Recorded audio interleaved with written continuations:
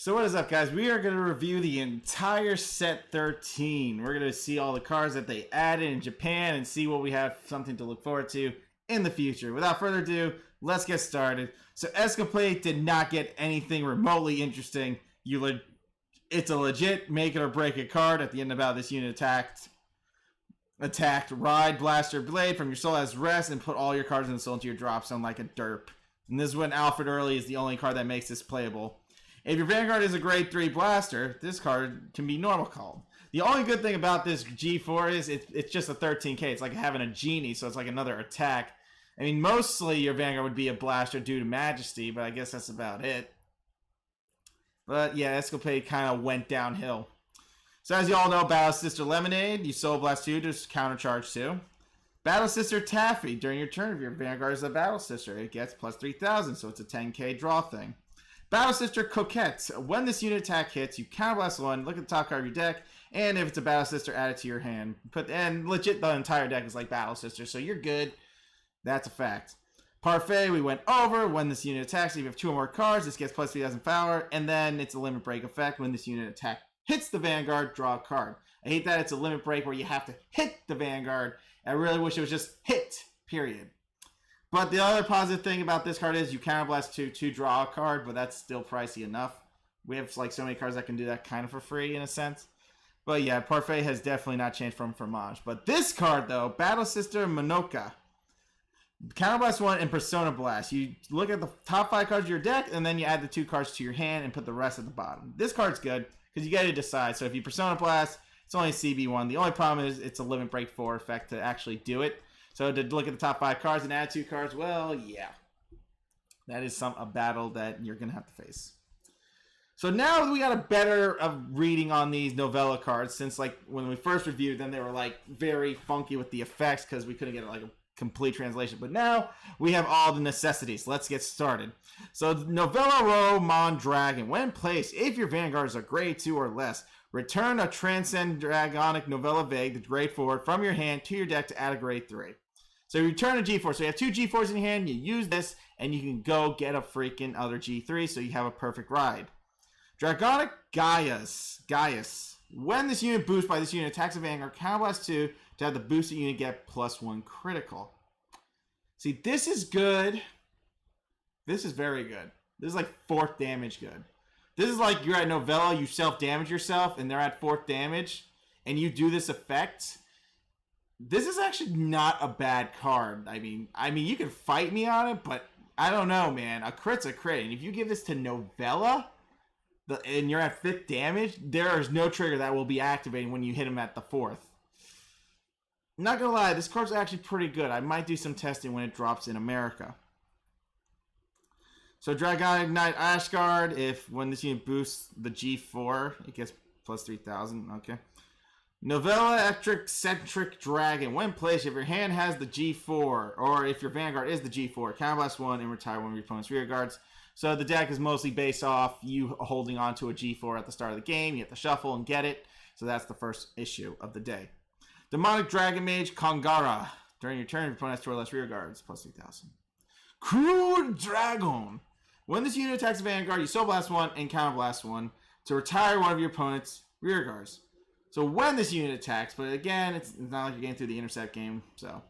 But it has a good effect. If your opponent rear guard was retired this turn, rest your G2 or greater Vanguard to ride this as stand. If you rode from a G2, draw a card. So that's good. This comes in clutch during that play, so to do even this play in general, you will need the G4. This is a lot of hand prepping to even do a Cruel Dragon. You need to have Strike in, too, just to make it a quick crit play, so on and so forth. I mean, the whole point of the deck is trying to get you to ride Novella quick, so you have a 13k shield for the rest of the game, and that stops a lot of the Aquaforce units. So again, stuff like that. I think that's why they made it kind of like that, so you can go a little bit faster. Blast Bulk Dragon. When this unit attacks a Vanguard, you counterblast 1, discard a card, and then you get a free crit. During your turn, if this unit's critical is 2 or greater, it gets plus 5,000 power. Alright. So he gains 2,100. That's not bad. That's actually not a bad stack, actually, for even a budget unit. When this unit attacks a Vanguard, counterblast 1 and discard a card, and then legit you get a crit. It's a unit that can legit maintain a crit, so it can almost be like Majesty. Okay, sure. Baikin Grim Dragon. When your grade 3 Vanguard is placed, get 10,000 power lane. Transcend Dragon, Dragonic, Novella Vague. We went over this. It's maintained its Persona Blast. Soul Blast 3, Counter Blast 2, and Persona Blast to retire all of your opponent's rear guards. Then during your turn, if you or your opponent damage zone has 5 or more cards, all of your opponent's triggers are nullified. So the only way this kind of works is with self-damagers, like we said. If you self-damage to 5, this effect is now continuous. Now using that Gaia card is going to help you win the match due to it being a crit. That is your win condition. If you have CB5 prep for that, you can get away with it. Bellicosity can prep you for that in general. But the fact you can get this card to do a 2 crit, which limits your opponent, that's good enough. That's amazing. I feel like Transcore is still a situation. But don't forget, in the end, if they have PGs, it doesn't really matter. Never forget. PGs, stop Transcendent Dragon. There is not really a big win condition with this card, besides maybe they didn't have it.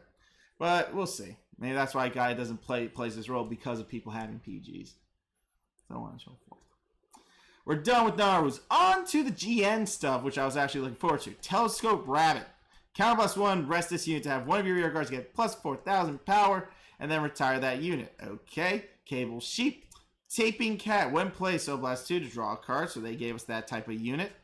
Wash Up Raccoon. When this unit is retired during your end phase, return 3 grade 2 or less other than Washed Up Raccoon from your drop zone to your deck to add a Washed Up Raccoon from your deck to your hand.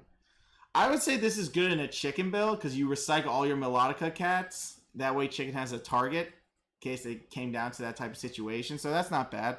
Definitely can be used in old decks. Cosmic Cheetah during your turn. If your hand has less cards than your opponent, plus 3,000. Whistle a Hyena. When this unit attacks, Counter Blast 1 to get plus 4,000. So try to make them big beat stick units so they hit the Vanguard without a booster. Honorary Professor Chat Noir. Limit Break 4. When rode upon, your Vanguard gets 10,000 power, and when your unit attacks a Vanguard, one of your rear guards gets plus 4,000 power until the end of that turn.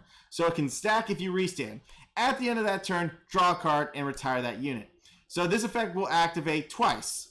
That's why we use Reverse Leopold just to revive him. You can also break right normal Leo and everyone comes back anyways. So you can really make some power sacky columns. But the whole point about Reverse Leo is he just targets the front row, and our main goal is the front row to be big beat sticks hitting anyways. So pretty much what he does is you lock a rear guard, choose 2 of your rear guards to get an extra 4k, so they're both 8k power creeped. And then you retire this unit at the end of turn, and then when they retire, you can call them to the open rear guard circles that they retired from, or you can mix it up and be stupid. Either way. When this unit attack hits a Vanguard, you counter blast 2 and stand one of your rear guards, and it gets plus 4,000 power. So that is a 12k beat stick. That unit has gained 12,000 power just from, without a booster, mind you. So that is power creeping as hell, and you'll be able to restand if you hit. So it's supposed to be a break ride that guarantees the hit on the PG. There is no defense against it. Not bad. Not bad at all. Abacus Bear. When you draw a check, reveals grade 3. 2 of your rear guards get plus 4,000 power. Then retire those units. That actually sucks pretty bad. When this unit attacks a Vanguard, if this unit's battle opponent's power is 1,200 or greater, it gets plus 10,000 power to the end of battle. When this unit attacks a Vanguard, it gets plus 2,000. So it becomes a 22 beat stick. I like this. I kind of like this card actually, because when it attacks the Vanguard, if the opponent is 1,200 or greater, which is when they will hit a defensive check, this unit doesn't need even a booster, which is nice, so it becomes 20,000. But 20,000 doesn't get you anywhere, so that's why that rear guard effects are 2,000, so never mind, that's garb. Empatone of Knowledge Sylvest. This was a prototype G4 way back in the Vanguard days. When this unit attacks the Vanguard, if you have 3 or more rear guards, this unit gets plus 10,000. So it's a guaranteed 2,300. When placed, draw a card. So pretty much, if you had multiple copies of this in your hand, you draw a card just to replace. But again, it's like really, it's like we have Reverse Leo. We should be aggressive as hell until endgame, you know? We are now done with Great Nature. On to the freaking Pale Moon awesomeness. So Silverthorn Assistant Lonella. When they attack by a Silverthorn Vanguard, this unit boosts hits. Look at the top 2 cards and put a Silverthorn into your soul. The good thing about that Forerunner is it doesn't go into the soul, so you'll always have a 5k booster. Or you'll be locking it anytime soon. Tone of a Journey Willy. At the end of the battle, this unit gets a limit break 4. Put into your soul, draw a card. So Silverthorn Assistant Irina. So this is what we're looking at. The Silverthorn cards that we'll see if they change anything. When placed, look at the top 2 cards of your deck and put a Silverthorn into your soul. So that helps you build a soul for the G2. Silverthorn, Hypnos, Lydia. When the Vanguard is hit, yeah, it's a new PG. Yada yada. We went over that so many times. You should be up to code right now, boys. Silverthorn, Breathing Dragon. During your turn, if your Vanguard's a Silverthorn, this unit gets plus 3,000 power. I could see aggressive plays with this in general if you have a good boost support for it, because then it's a 10k beat stick, and if your Vanguard's a Silverthorn, it works. Silverthorn, Beast Tamer, Anna. When the attack it boosts hits, counterblast on to call Silverthorn from your soul. Put that unit into your soul at the end of that turn. So there's another way to grab a card out of the soul if there's Silverthorn Tamers, so on and so forth. So maybe that's your combo with Breathing Dragon and Anna. It's a 17k column always, depending on the situation. When you tag in, you bring in this guy with a 7k booster in the back, and he's 17k. He goes back in the soul. Elegant Elephant. When this unit boosts a limit break 4, get plus 3,000 power. Okay, it's a 9k booster. Silverthorn, Rising Dragon. During your turn, if your Vanguard is a Silverthorn, this unit gets plus 3,000 power. Well, if our deck is mostly going to be Silverthorn, yes, this will always be a 12k to a 19k. Silverthorn, Beast Tamer, Mauricia. When this unit attacks, counterblast 1 to call Silverthorn from your soul. Put that unit into your soul at the end of the turn. Now, with Mauricia and Anna, you do a big CB2 play where you call 2 units, a booster, and another big column, so that's where the dragon comes in. The Rising Dragon becoming a 19k pretty much. And then you just swing with those units. It's really nice. Actually, you can actually put them anywhere too, so that's a plus. Silverthorn, Marionette Lillian, just a plain 10k. Silverthorn, Upright Lion. When your other Silverthorn rearguard is placed from your soul, this unit gets plus 3,000 power. So you can legit get this effect off with the booster that says hit CB1, then becomes a 12k. And this unit only has to hit, so that gives you a little bit more on the unit control of things. And this unit has to hit, and you can keep doing some tag ins and out. There's a lot of tag out with this deck, but it's very CB heavy to do. You might get aggression as hell to the 5th damage, but it's going to depend where you're at. The question is, are we still running Purple Trapeze? Because I feel like we are, because none of the G1s are really speaking out. Maybe like, I would possibly run Irina, Purple Trapeze. I run Irina, Purple Trapeze, and Lydia, for sure. Because the G2 is going to do the job. I mean, I'll run one of the G1 for sure, for the tag-in. Silverthorn, Upright Lion. When your other Silverthorn rearguard is placed, this unit becomes 3,000. I don't think we're even going to run this guy either way, you know. Tightrope Holder. When this unit attacks, he gets 12k. Flying Hypocrite. Flying Hypocrite. During your turn, if you have a unit that's LB4, 11k. So Silverthorn, Dragon Queen, Liquor, Reverse. Counterblast 1, lock a rearguard, call a card from your soul. That unit gets plus 5,000 power. When your rearguard is pushed from your soul, this card gets 5,000 power. So they both become extra 5Ks. But mostly you'll mostly be using this for maybe an Alice play, because Alice gives you the aggressive play where you smack again. So the whole deck isn't gonna be like, so Silverthorn's nice and all, but I still don't think we're gonna stray from the old units as much. Because Reverse Liquor can definitely use Purple Trapeze. Purple Trapeze can bring in big units. Alice can set herself up with the 15k and then the 6. And then whenever you use something from the soul, so on and so forth, gets that 12k. You can still play around with this. I just think out of everything, Reverse Liquor is going to be a must for the big plays. So that's why I recommend it. Miracle Pop Eva. When rode upon, 10,000 power. And then when the unit attacks, put 2 rear guards into the soul. Call 2 cards from your soul. When this unit attacks a Vanguard, soul charge 1 and 1,000 power. So she sets up an extra 2 attacks in the front row if your front row actually killed. So you maintain the boosters. The break ride is for Reverse Liquor. So that way you attack twice. So maybe having those 2 12Ks won't be so bad. You're just going to need big boosters in the back. So it's like guaranteed hits. So on and so forth. Not too bad. I do like their break ride a lot. Chelsea is a Persona Blast limit break. At the end of the battle, counterblast 2 and Persona Blast to call 2 cards from your soul. She also sets you up for that same effect. So there's plenty of like aggressive plays when it comes to Pale Moon. My thing is, I think we're still running Dreamy in the sense that we can still soul charge Dreamy. I really don't feel like we're going to play too many Silverthorn cards. I feel like we're still going to maintain our Dreamy stuff to an extent. I just have to see how I just have to look at the cards and just keep playing out everything in my head to kind of come to a conclusion when it comes down to just that type of play in general. Master of the Giant Flying Knives. He just 3k unit if we're in a grade 3 use place. There's nothing. Fire Ring Griffin. It's just one of those 5,000 units and then 2,000. So that's like nothing. All right, we are now done talking about Pale Moon. Let's talk DI, Dark Irregulars. Oh, my favorite. Let's talk about the Demons from Hell.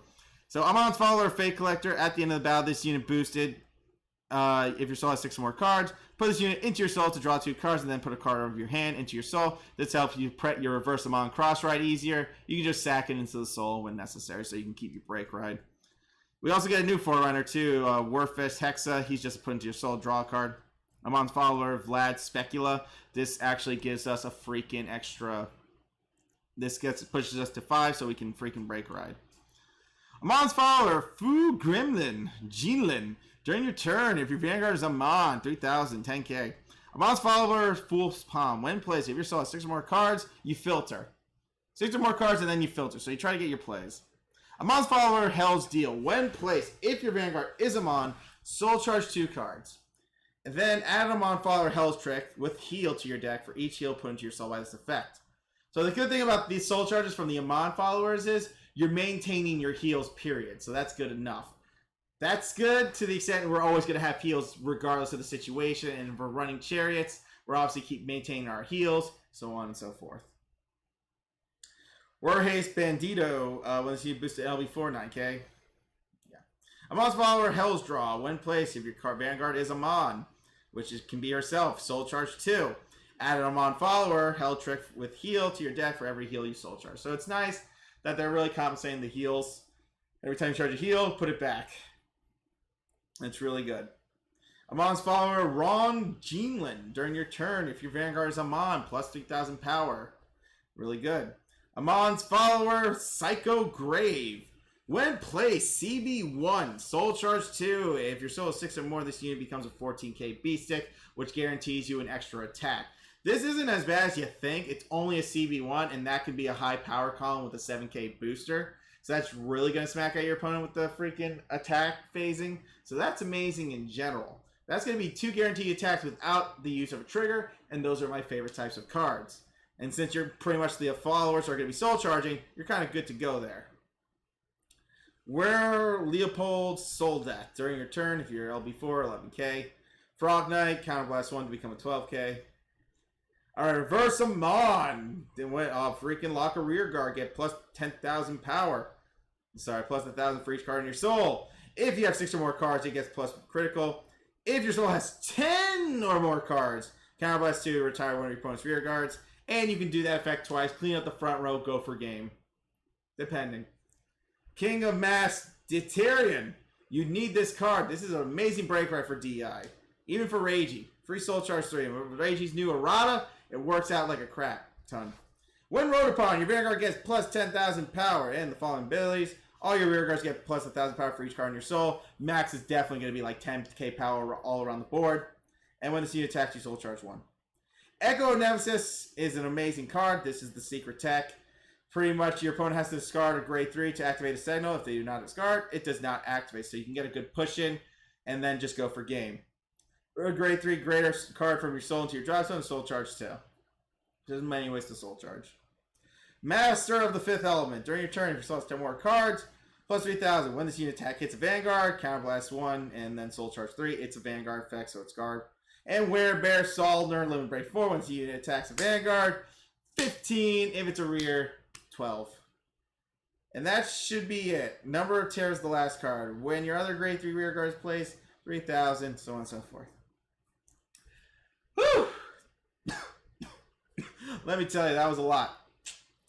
But Dark Irregulars is looking a lot stronger. They can now recycle their heals a lot better with the followers. They have a great unit that becomes a 14k beat stick, which is really good, especially with 7ks. This is almost like guaranteed attacks when you're doing cards like this guy. It's really good. It's awesome to see that. Your power creeping will really be there with him. Amon's Follower, Ron Gielan. Situational, but I feel like Psycho Grave is going to be like 10 times better since he's charging 2, which brings you up to 6 easy. And Deuterion is going to bring you up to 10 once you break right, easy. There's a lot of cards you're going to be at when you're break right, and it's going to be freaking awesome. Amon's Hell Draws, actually recycling the heals. You always play those to get the charge in general. Soul Charge 2 and all that. You'll be good. I really feel like the Amon follower cards might be limited in my opinion. We might go carriages just because then we have crit fields, and with the freaking Detiarian card giving us that edge, we legit can go for game with Amon's crit with the carriages and all that. So there's that. So the amount of carriages you soul charge with the Amon followers, you'd be good to go actually. I actually like that. I mean, you're not really limiting Amon's followers. You're just limiting to the extent of the followers you need. So that's good. And when it comes to Pale Moon, I mean, seriously, like, Miracle Pop Eva is going to be a big must along with Silver Thorn Liquor. You will still need your Alice plays because Alice gives you aggression. But to me, how this is looking, even for like a break ride turn, even if you call a 5,000 unit, I think you're really just calling a 5k booster in the back row. So that becomes a 12k beat stick or something. So you automatically get a hit in. Because with the break ride, you're going to be returning the 2 freaking units in the front row, playing 2 other units, which could be the 12Ks. I'm pretty sure Reverse Liquor, I mean, Alice is also a good card to call. The only thing is that is the Limit Break 4 effect. And it's only a CB1, which is good. But the main goal for Reverse Liquor is definitely the break ride to Eva, which sets up an amazing 2-attack play again, and you'll have pretty heavy boosters for the final hit. So that's my 2 cents. Like I said, I feel like we're not running a lot of the Silverthorn tech. I really feel like most of the game we're going to be stuck with a lot of the other stuff, like the old stuff like Dreamy maybe and Purple Trapeze. But definitely you'll be running Mauricia as long as there's another Mauricia in the soul. Or if you accidentally soul charge a G3, might as well use it. It's an 11k hitter with an extra booster in the back, you're set. Stuff like that. Silverthorn Rising Dragon could be a thing. I mean, like I said, it's going to be a lot of play testing until I can find what I really like out of the new playset when it comes to even these guys.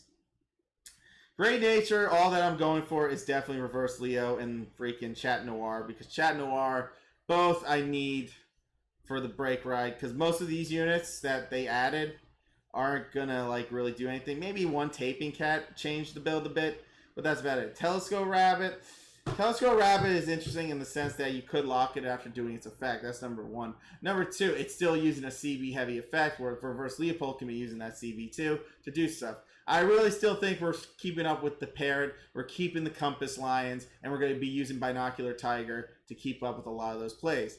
Now, would I say we bring back the Otter? Yeah, kind of, because it's still a 6k, and most of those units will be going up by 8k already, bringing them up to 1700, can almost hit the magic numbers, so on and so forth. We could be bringing back Otters. Like, this is good for even Otters, actually. You can use Telescope Rabbit with Otters. You make a 10k booster, and the Otter doesn't die, and you do a big-ass play with your Binocular Tigers that go up to 2300, so on and so forth. A lot of power creeping when it comes to Great Nature in this game. Power creeping sucks, but it depends how bad their intercept game is.